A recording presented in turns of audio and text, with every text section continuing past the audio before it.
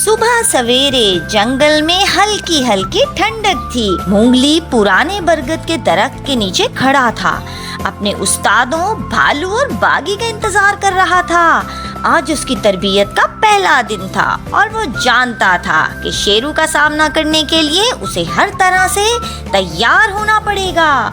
थोड़ी देर बाद भालू आहिस्ता आहिस्ता चलता हुआ आया। उसके साथ बागी, काला और चमकदार चीता खामोशी से दरख्तों के साए में आया। भालू हंसते हुए, आ मूंगली, तुम तैयार हो? लेकिन याद रखो, जंगल में ताकत ही सब कुछ नहीं होती, तुम्हें सब्र भी सीखना होगा। बागी मुस्कुराते हुए बोला, सब्र तो कुछ लड़ाइयाँ जीत सकता है, लेकिन तेजी और खामोशी जंग जीतती है। मूंगली ने पुरजोश होकर सर हिलाया। उसे मालूम था कि सिर्फ ताकत काफी नहीं होगी, उसे जंगल के राज सीखने होंगे ताकि वो शेरू का मुकाबला कर सके।